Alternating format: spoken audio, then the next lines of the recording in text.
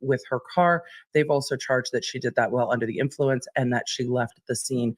The defense is arguing that Karen Reed was framed, that this was all a cover-up, and that she did not hit John O'Keefe with her car. Something else happened to him that evening. Very interesting morning in court on day 9 of the Commonwealth versus Karen Reed. As we finished up the cross-examination of Julie Albert, there was then a very long morning break.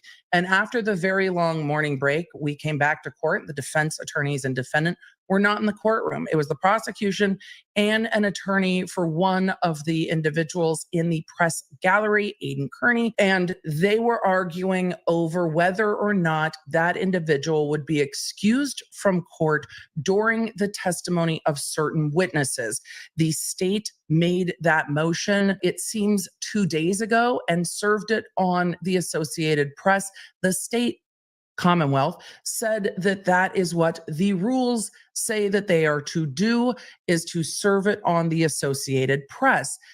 The defense attorney argued that he is the attorney for that individual. He was not given fair notice that the state was seeking to exclude a member that has a press pass from the gallery during certain witness testimony. We do not have the filings from the state. The defense argued that they only got that less than a half an hour before they were heard before the court, and that they just happened to be at the courthouse that day because of other matters, which is probably a beneficial coincidence for that defense attorney, because imagine how pissed. He was already pissed, but imagine how much more pissed had he not been on site. The state was asking to exclude Kearney from the testimony of Julie Nagel, Christopher Albert, Colin Albert, Michael Proctor, Jennifer McCabe, Matthew McCabe, Brian Albert Jr., Trooper Buchnick, and Nicole Albert. The judge granted that motion, did not say that they couldn't watch the feeds, did not say they couldn't cover it, but said that they could not be present in the courtroom during the testimony of those witnesses. Nicole Albert then took the stand. She is the wife of Brian Albert. They were the homeowners at the time of 34 Fairview. She is also the sister of Jen McCabe, who is, as we know, very involved in all of this, though we haven't heard from her yet. During direct examination, what we learned was about the time that Nicole Albert left the waterfall, went home to 34 Fairview, who she was with, who was at 34 Fairview when she got there, and the order people left 34 Fairview early that morning. She said her daughter, Caitlin Albert, left around 2 a.m., was the last one to leave.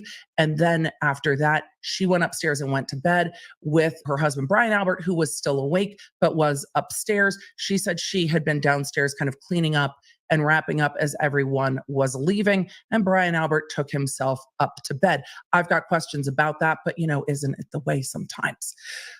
Then we get into cross-examination, and cross-examination got real feisty with regard to the dog Chloe.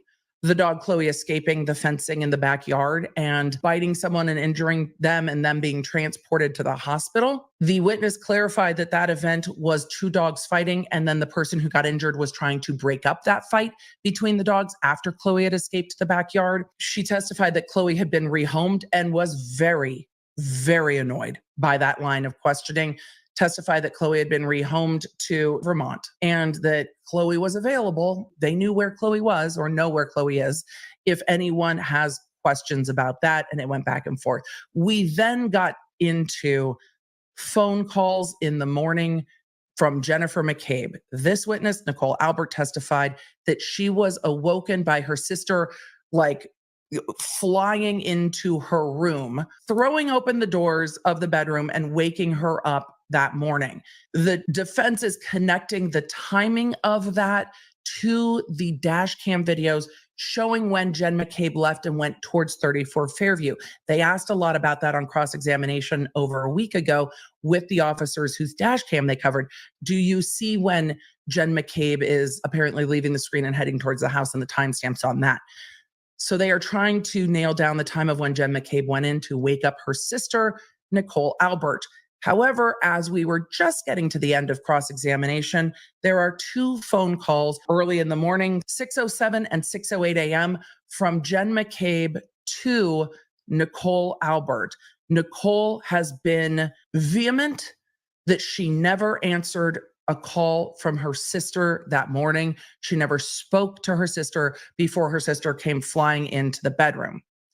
The defense is saying that the cell phone records show that those calls were answered and that there was a 9-second and a 6 or 7-second call there.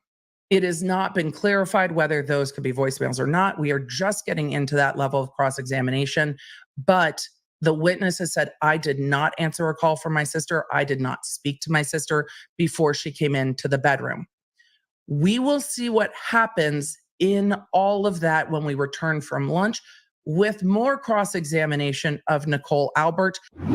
At the end of trial day 9, we've completed the direct examination of Brian Albert. We have not yet started the cross-examination of Brian Albert. That will start on Monday. The court also, at the very end of the day today, looked generally at the lawyers and said, if we could start to move it along, maybe not be so repetitive. I think maybe the court needs to address that more directly with the lawyers, either at sidebar, but saying it broadly in front of the jury, I think puts a little more pressure on the prosecution to zoom. We have had some very, very repetitive testimony, and that is what the court is referring to. We don't need 4 witnesses to identify where the driveway is on a house. They've done a jury view. The driveway just is where the fuck it is. Asking another witness another time where the driveway is doesn't change the fact. There are some very large facts in dispute in this case. The location of a driveway is not what's in dispute here. But we're not at all of it yet. At the very end of the day, the defense also noted that they anticipate getting to Caitlin Albert's testimony on Monday. Remember, Caitlin Albert is the daughter of Brian and Nicole Albert, who we've heard from today. She was at the waterfall with everybody and then went back to the Albert house. And she is friends, somebody that I used to know, acquaintances, close friends with paramedic Katie McLaughlin. Why does it matter? Katie McLaughlin, in her testimony, seemed to distance herself substantially from how well she knew Caitlin Albert, if she does, saying, I went to high school with someone named Caitlin Albert. And then it started to come out that they spent time together. Katie McLaughlin kept saying those photos look old, but yes, I see we're in a photo together. I don't remember that photo. And then after court, the interneted, and the defense got a deluge of other photos of Caitlin Albert together with Katie McLaughlin, some that were much more recent. The defense brought that to the court's attention, and the defense is going to want to bring that up with Caitlin Albert. Why does it matter? It seems the testimony of Katie McLaughlin saying, I hit him from the defendant is where everyone else heard that from. It seems that Katie McLaughlin is the one that heard that statement and relayed it to others generally. And so the interconnectedness between Caitlin Albert and Katie McLaughlin comes more relevant to the jury determining the veracity of Katie McLaughlin's testimony, which, if she is the main witness that heard that statement from the defense, and if that statement of the defendant is something that the prosecution is going to be leaning heavily into, then knowing the interconnectedness between those parties becomes very relevant for the jury to determine veracity. The jury can say, doesn't matter to us, she heard what she heard. Or the jury can say, that's suspicious. It's up for the jury to decide. The defense wants them to get to consider the photos. We'll see what the prosecution does with that. But it was a slow tread through direct testimony today. We saw more pictures of the house. We did see on cross-examination a photorealistic reconstruction or visual exhibit of the front of the house from the street, giving a layout of the Alberts house that is not from an angle up the street or down the street in any certain way. And that I found to be very helpful. Yes, the jury has had a jury view, but the photos being introduced by the prosecution are either from an angle going the street this way or an angle going this way, or zoomed close up on the house where you can't see where the victim was located. The prosecution did start eliciting that the area where the victim was located is dark, very dark, no street lights, lots of trees, and it is a darker area of the yard.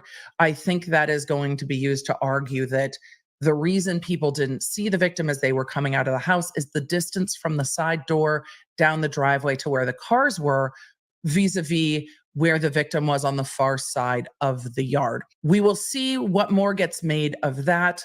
I suspect, by the way the prosecution's been going, that once we are done with all of these witnesses, I think we're going to go through all of the civilian witnesses at once and then get into the expert witnesses.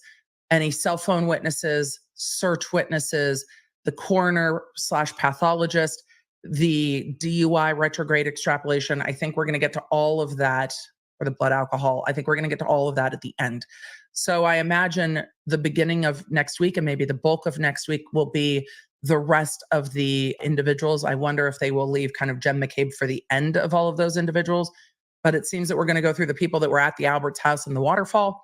And then I imagine that we will get into Jen McCabe and Carrie Roberts' testimony and go from there. So the questions remain. Will anyone say wicked in this court? So far, it hasn't happened. Will Trooper Proctor be called by the prosecution? We don't know yet.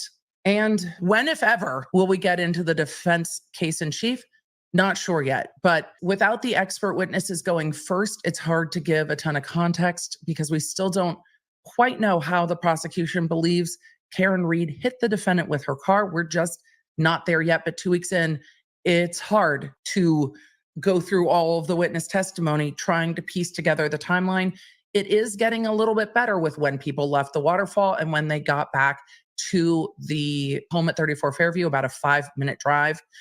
So I feel that we are starting to get to some of the timeline, but there's still so much that is unknown. What do you remember from this case? And if you weren't chatting about it with others and engaging in that conversation with me, how much of it would you still remember at this point, 2 weeks in? Because the jurors, when they go home, can't talk about this case. When they talk to other jurors at lunch, they can't talk about the evidence. How much harder would that be to remember what has come in this case without having any way to process it except for taking notes and sitting and listening, because some of it is so very repetitive. Law Nerds, we'll see you soon. Bye. For deep dives into the stories that I covered here, you can find them on my YouTube channel at The Emily D. Baker and The Emily